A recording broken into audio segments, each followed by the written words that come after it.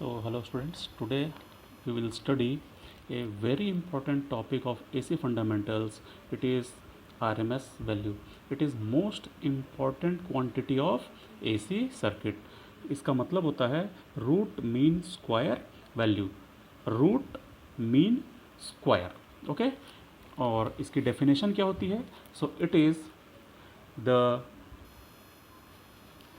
it is given by that steady or DC current which when flowing through a given circuit for a given time produces the same heat as produced by the alternating current when flowing through the same circuit for the same time.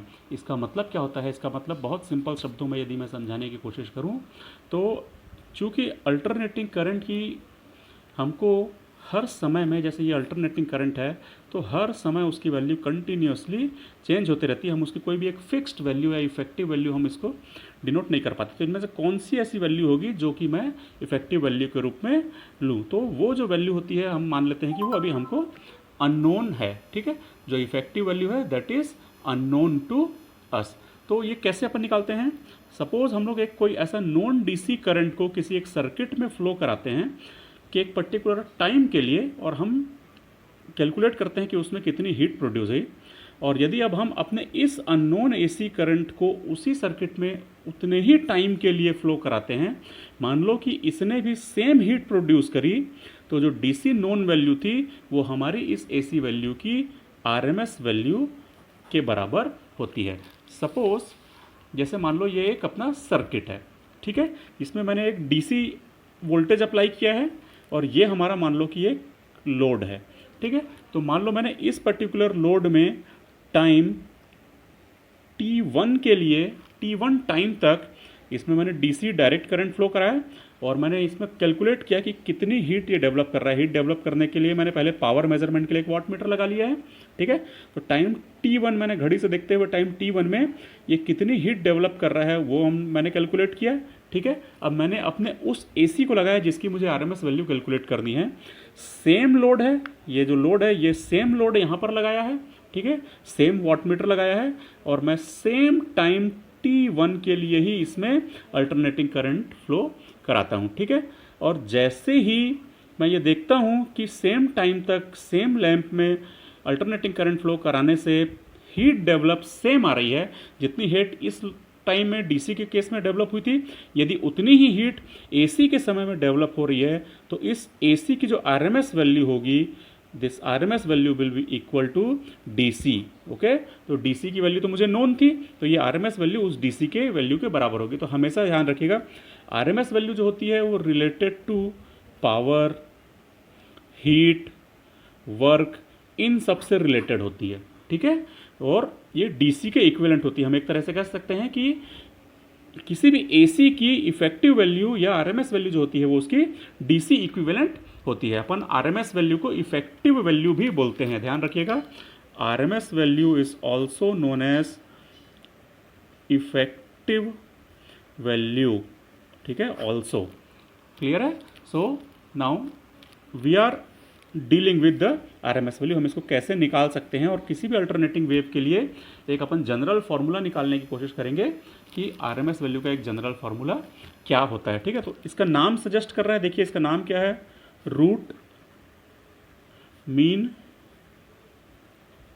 Square, ठीक है, root mean square. तो हमको करना क्या रहता है, हम लोग सबसे पहले जो भी अल्टरनेटिंग क्वांटिटी है उसका स्क्वायर निकालते हैं। मतलब हम उल्टे डायरेक्शन से चालू करें, पहले स्क्वायर निकालें, फिर उस स्क्वायर का मीन निकालें, और जब मीन निकल जाए तो अपन उसका अंडर रूट ले लें। क्लियर है? क्या करना है, पहले स्क्वायर निकालना है, फिर मीन निकालना है स्क्वायर्स का, और उसके बाद स्क्वायर्स का मीन निकल गया तो हम उसके बाद उसका अंडर रूट ले लेंगे, तो आ जाएगा हमारा इफेक्टिव वैल्यू। दो तरीके से अपन इफेक्टिव वैल्यू निकाल सकते हैं। मान लो मेरे पास ये एक अल्टरनेटिंग वेव है, मान लो कि ये करंट है, मान लेते हैं अपन, एज्यूम कर लें कि ये क्या है, करंट है, ठीक है। तो मैं इस करंट की मान लो हाफ साइकिल के लिए निकालता हूँ, तो इसको बहुत सारे अलग अलग पार्ट में ब्रेक कर लूँगा, ठीक है। n नंबर ऑफ पार्ट्स में इसको ब्रेक कर लूँगा। मैं हाफ साइकिल फुल साइकिल दोनों के लिए निकालूंगा, सेम आंसर आएगा, क्योंकि स्क्वायर करना है तो नेगेटिव का स्क्वायर भी पॉजिटिव होता है, पॉजिटिव का स्क्वायर भी पॉजिटिव होता है, तो वो ऑटोमेटिक सेम आंसर ही आएगा, ठीक है। मान लो कि मैंने इसमें n इसके पार्ट्स कर लिए, ठीक है। वो n पार्ट्स क्या क्या हैं, I1, I2, I3 up to IN। तो मुझे कैसे निकालना है इसका RMS वैल्यू, बहुत सिंपल है। देखिए उसके अपन लोग नाम से ही अपन समझ जाएंगे। IRMS इज इक्वल टू क्या होता है, तो सबसे पहले स्क्वायर करना है। तो जितनी वैल्यूज़ मेरे पास आई हैं सबका स्क्वायर करें, I1 square, I2 square, I3 square and so on, plus ये हो जाएगा IN स्क्वायर। फिर मुझे क्या करना है, उसका मीन लेना है। मीन मतलब अपन जानते हैं एवरेज, ठीक है।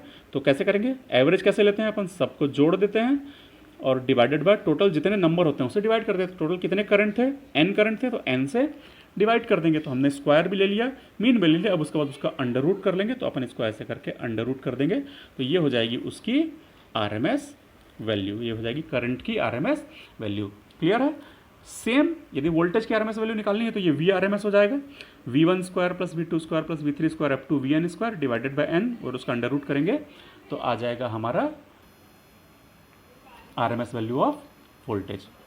क्लियर है। तो इस प्रकार से अपन RMS वैल्यू निकालते हैं बाय एनालिटिकल मेथड, है ना, बाय ग्राफिकल मेथड। अब यदि हमको वही चीज़ निकालनी है एनालिटिकल मेथड से, ठीक है, एनालिटिकल मेथड से यदि मैं उसकी RMS वैल्यू निकालने की कोशिश करूँ तो सेम प्रोसेस करेंगे अपन। अब मान लो मैं वोल्टेज के लिए निकाल के दिखाता हूँ, ठीक है। तो सपोज हमारा जो अल्टरनेटिंग वोल्टेज है वो है V is equal to VM sine omega T, ठीक है। इसी को मैं ये ऐसा भी लिख सकता हूँ VM sine theta, because theta is equal to omega T, हम जानते हैं, ठीक है। तो हमारा जो वोल्टेज है अल्टरनेटिंग वोल्टेज, उसकी इंस्टेंटेनियस वैल्यू है VM साइन ओमेगा टी, जहाँ VM जो है उसकी मैक्सिमम वैल्यू है। क्लियर है, ठीक। अब अपन निकालने की कोशिश करते हैं। सबसे पहले हमको क्या करना पड़ेगा, सबसे पहले हमको करना है स्क्वायर, ठीक है। तो मैं क्या कर दूं, यदि मुझे V की RMS वैल्यू निकालनी है तो सबसे पहले मैं करूंगा V का स्क्वायर। फिर मैं क्या करूंगा, उसका मीन लूंगा। तो मीन लेने के लिए मुझे क्या करना पड़ता है, पहले ऐड करना पड़ता है सबको। तो ऐड कैसे करते हैं अपन लोग, एडिशन का एक तरीका है इंटीग्रेशन, ठीक है। तो मैं कर दूंगा इंटीग्रेट। कितना इंटीग्रेट करूंगा, तो चाहूँ तो मैं हाफ साइकिल के लिए करूँ, चाहूँ तो फुल साइकिल के लिए करूँ। यहाँ मैंने हाफ के लिए किया था, तो अब मैं आपको फुल के लिए करके दिखाता हूँ, ठीक है। फुल साइकिल में कितना एंगल चलता है हमारा वेव, एंगल चलता है 2 पाई। तो 0 से लेकर के 2 पाई तक के लिए मैं इसकी सारी वैल्यूज़ को ऐड करूँगा। किसकी वैल्यूज़, स्क्वायर की वैल्यू, ठीक है। पहले स्क्वायर करना है, फिर मीन लेना है। तो सबसे पहले मीन लेने के लिए ऐड किए, अब उसको डिवाइडेड बाय टोटल नंबर से डिवाइड करना है। तो टोटल नंबर कितने हैं अपने, तो 2 पाई हमारा टोटल लेंथ है, तो अपन कर देंगे 2 पाई माइनस 0, ठीक है। तो ये हो गया, मीन आ गया। अब अपन इसका क्या करेंगे, किसके रिस्पेक्ट में इंटीग्रेट कर रहे हैं, तो अपन कर रहे हैं डी थीटा के रिस्पेक्ट में, क्योंकि इस एक्सिस में हमारा थीटा चल रहा है, ठीक है। अब क्या करना है हमको, उसका अंडर रूट लेना है। तो पहले स्क्वायर कर दिया था हमने, फिर हमने उसका मीन ले लिया। अब उसके बाद हम उसका अंडर रूट ले लेंगे। तो ऐसे करके अपन इसका पूरे का अंडर रूट ले लेंगे, तो आ जाएगा VRMS, ठीक है। अब इसको अपन थोड़ा सा आगे एनालिसिस और करके देखते हैं। तो थोड़ा सा इसको सिंपल करने के लिए मैं क्या कर रहा हूँ कि मैं इस स्क्वायर रूट को हटा करके दोनों तरफ स्क्वायर कर दे रहा हूँ। तो ये इस साइड स्क्वायर हो जाएगा, जैसे मैं इधर स्क्वायर करूँगा तो स्क्वायर रूट हट जाएगा। स्क्वायर रूट को हटा लेते हैं अपन, 0 से 2 पाई V स्क्वायर डी थीटा। ये 2 पाई जो है वो तो कांस्टेंट है, तो ये बाहर आ जाएगा, ये हो जाएगा 1/2 पाई। क्लियर है, कुछ नहीं किया मैंने, इधर के स्क्वायर रूट को हटा करके इधर पे स्क्वायर कर दिया, ठीक है, ताकि बार बार इतना बड़ा स्क्वायर रूट ना लिखना पड़े। और कोई रीज़न नहीं था उसका, कोई टेक्निकल रीज़न नहीं है, ठीक है। अब ये क्या हो जाएगा, 1/2 पाई 0 to 2 पाई। V हमको पता है, V की वैल्यू हमने क्या एज्यूम की थी, VM साइन थीटा। तो ये हो जाएगा VM sine theta D theta, ठीक है। अब VM फिर कांस्टेंट है, VM को बाहर निकाल लो। तो ये हो जाएगा VM/2 पाई। इसका स्क्वायर था, इस पूरे का स्क्वायर था, तो ये हो जाएगा VM स्क्वायर, ठीक है। ये VM स्क्वायर और sine square theta D theta, ठीक है। Sine square theta as we no,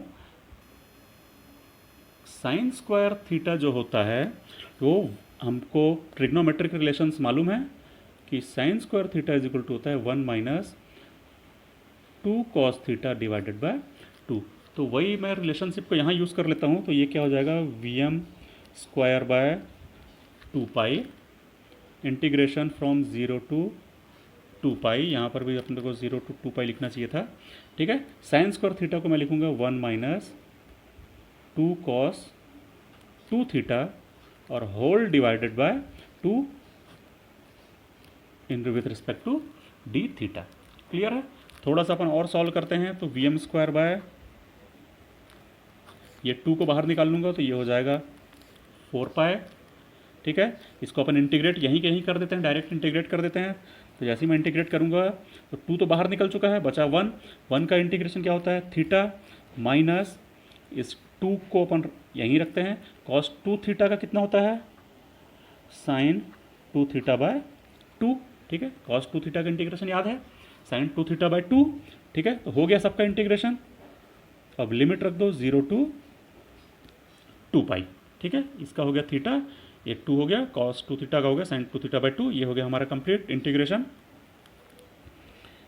इसका क्या था हमारा, ये हमारा क्या निकल रहा था, ये हमारा निकल रहा था VRMS का स्क्वायर निकल रहा था, है ना। ये देखिए क्या निकल रहा था, VRMS का स्क्वायर निकल रहा था। ठीक, तो VRMS का स्क्वायर कितना होगा, ये गलत हो गया था। ठीक है, ये हो जाएगा VM स्क्वायर बाय 4 पाई। लिमिट रख दीजिए, तो यहाँ पे लिमिट क्या होगी, थीटा की जगह 2 पाई माइनस 0। तो पहला आ जाएगा 2 पाई माइनस 0, माइनस ये 2 कैंसिल हो गया। साइन 2 थीटा की वैल्यू अपन लिमिट रखें तो कितना हो जाएगा, sign 4 pi minus sign 0।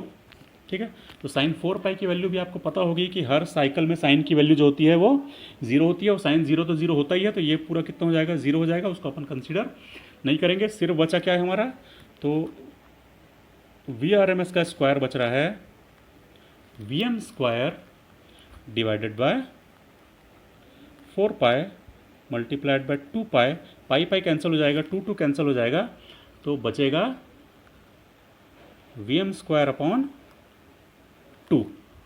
Clear है, क्या बचा, VRMS square is equal to VM square by 2। इसी को एक स्टेप अपन और करते हैं, तो वो क्या आ जाएगा, अब अपन अंडर रूट कर दें। अब समझ में आया कि मैंने स्क्वायर क्यों किया था पहले। अब मैं इसका अंडर रूट करूंगा तो VRMS आ जाएगा, और VRMS की वैल्यू कितनी आ जाएगी, यदि मैं VM स्क्वायर अपॉन रूट 2 का अंडर रूट करूंगा तो ये आ जाएगा VM स्क्वायर का अंडर रूट होगा VM, और 2 का अंडर रूट होगा अंडर रूट 2। तो ये होती है हमारी RMS value of any alternating quantity. Sinusoidal alternating quantity की RMS वैल्यू होती है मैक्सिमम वैल्यू अपॉन रूट 2। ठीक है, तो हम लोगों को जब भी RMS वैल्यू पूछा जाए, बहुत मोस्ट इंपॉर्टेंट क्वांटिटी है इलेक्ट्रिकल इंजीनियरिंग की, तो किसी भी क्वांटिटी की RMS वैल्यू जो होती है वो उसकी maximum value divided by root 2 होती है। वोल्टेज के लिए हम लोगों ने अभी डिराइव किया, VM अपॉन रूट 2 होता है। करंट के लिए मैंने यहाँ पर लिख दिया IM अपॉन रूट 2। कभी भी आप लोग जब भी आगे पढ़ेंगे और कभी भी यदि करंट की वैल्यू I लिखी है या वोल्टेज की वैल्यू V लिखी है, इसमें नहीं बताया गया है कि एवरेज है कि RMS है कि मैक्सिमम है, तो हम बाय डिफ़ॉल्ट इसको हमेशा क्या लिया करेंगे, हमेशा RMS ही लिया करेंगे, क्योंकि सबसे ज़्यादा जगहों पर RMS वैल्यू का ही यूज़ होता है, और इसी को हम इफेक्टिव वैल्यू भी बोलते हैं। ठीक है, तो होप आप लोगों को ये समझ में आ गया होगा। RMS वैल्यू बहुत इंपॉर्टेंट है, इसको अच्छे से पढ़िए, अच्छे से इसका डेरिवेशन भी सीखिए। ठीक है, थैंक यू।